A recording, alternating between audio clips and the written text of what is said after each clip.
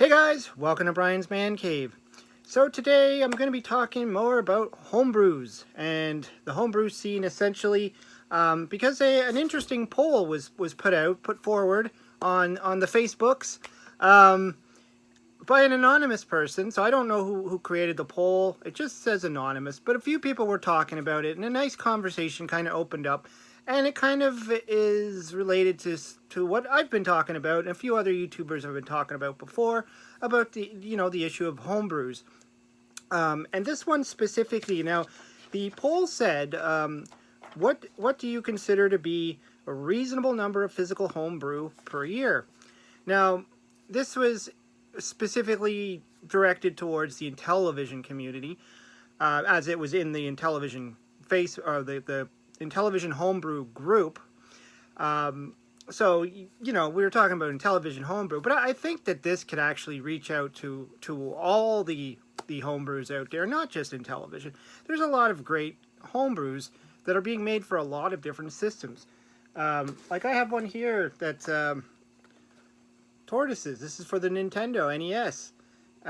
This one, this is from, what was it, Cowitz Games, I think it was. Yeah.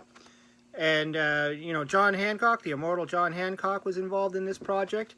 I picked this up quite a while ago. This was one of my first homebrews, or my only homebrew, actually, for the Nintendo. And, even before that, I didn't really have any homebrews for any systems. And, there's a lot of great products that come out throughout the years. Even professional programmers like the Audacity Game Company, which is reprised of the original Activision programmers, well, some of them anyways, to make these quality products. And, so far, this is the only, no, sorry, there's another one they just released, but this was their first game. And, they're not racing these things out. They're not creating like a whole bunch of games just to get it out on the market just to make money. So anyways, getting back to this poll, the whole reason for this video is because, it interested me, the results of this poll. And so basically what it said was how many would be a reasonable amount per year. And the highest one was 10 or less. So they said 10 or less, 20 or less, 20 or, what is it, 20, 30, 40, 60. They kind of went down this whole thing of how many they think people would want in a year. And then, of course, the last option was unlimited, I'm rich. Sort of like how many people have copious amounts of money to just spend on homebrews. Now, we are talking about, obviously, the physical releases. We are talking about games that are come in a box. You get a cartridge, you get the overlays, you get the manual. So, that's where we're going here. Obviously, ROMs and all that stuff, I don't think people are going to have a problem with those because they're typically pretty cheap. And, people don't mind picking up a cheap game, especially if it's, not going to be to quality that they would expect from these physical games. Now, the thing I want to dive into is, with this poll, it's a great kind of eye-opener because, the other stat was the 20 or less games was about 26%. So 68%, at the time I viewed it, there was 41 votes. 68% want 10 or less, and 26% want 20. And then I think there was one for 40, and then, so from there it just trickled down. And so, obviously, according to this poll, the amount of people speaking up saying they want less homebrews. Well, not necessarily less homebrews. Less physical, but they want more, I guess, high quality at the same time. And to me, I have to think about what that means. What does it mean to have high quality? What method do we use to determine high quality? What makes a game good or bad? Is it the graphics? Is it the sound? Is it the gameplay? Is it the packaging? Is it, like there are some really, really great games out there, and they also have some really nice packaging. Like this one here I showed earlier. This is Tortoises. He sent it in a box that looks like the original Nintendo style box, a plastic case. You know, there's a little tiny plastic turtle inside. I did an unboxing of this game quite a while back. If you search it up, you'll find it in my channel. But there's some really great stuff in here. And then, of course, there's other games where there might not be anything in there. It might just be a manual, and that's it. So what's going to determine a high-quality game? What if the game itself is great, like really fun, really addictive game, but the packaging is subpar? So would that mean you would not want to invest in getting the physical copy? Is it purely gameplay? Because let's get real here. There's a lot of people who will buy these homebrews and never, ever open them. They'll buy like a sealed copy of a game. This is Napoleonic Wars, which I am selling through my store, actually. And I have two options. I have options so you can get this sealed, and because I know some people will buy it and literally just put it on their shelf and never open it. And then I have an option where I'll open the thing and sign it. And, it's for the people that probably will actually want to play the game. Or, maybe some people, they buy two. They buy two games just so they can open one and shelve the other. So there's always going to be that, option. Like, I've even considered it with some of the games I have that are still sealed. Like, I have this one here. This is an Electronite game. All the Electronite games are high quality. From everything from the artwork to the box to the manual to the overlays to the gameplay. Electronite's one of the best as far as making great quality products. So yeah, we could always look at this and be like, this is a high standard, so we're going to adhere to these standards. But I don't think every publisher is going to be able to hit that high standards. I know what's involved in, well, partially what's involved. Just when I was making Napoleonic Wars, what was involved in getting the game to work, getting the graphics, getting the sound, getting the, and then of course there's other people involved. There's people who are dealing with the artwork. There's people who are dealing with the manuals, with the overlays.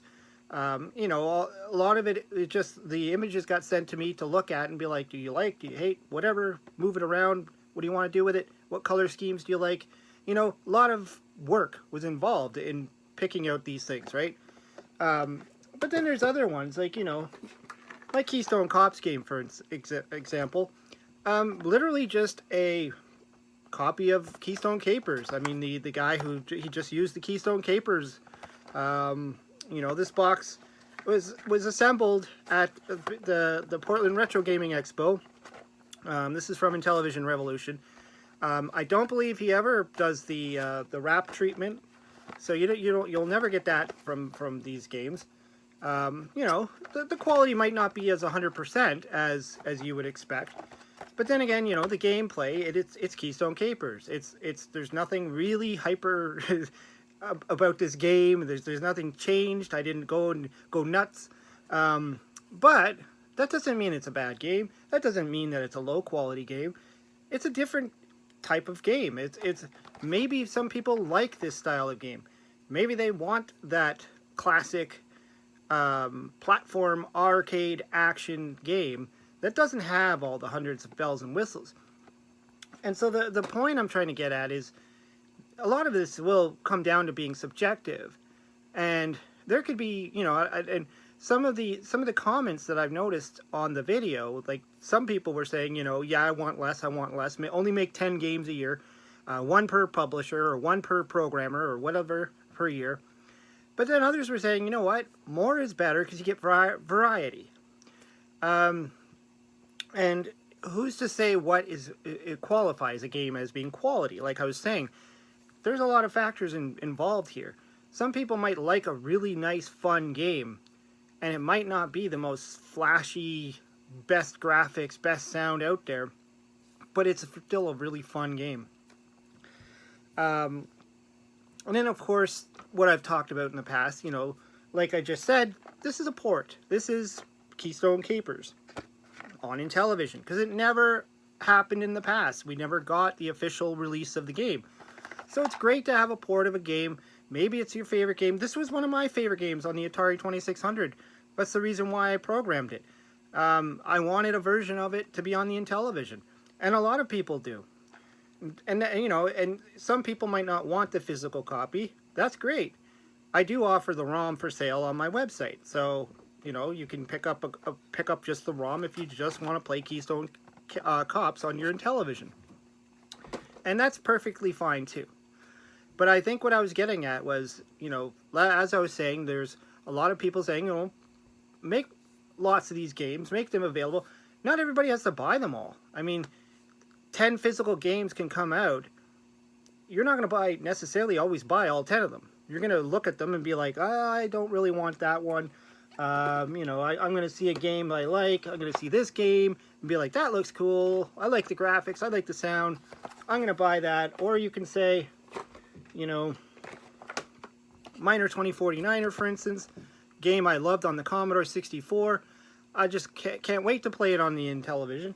Or you can go with something completely brand new, never heard of before, new game, new concept, and go with that and say that's the better product. But isn't that just subjective in the end anyways?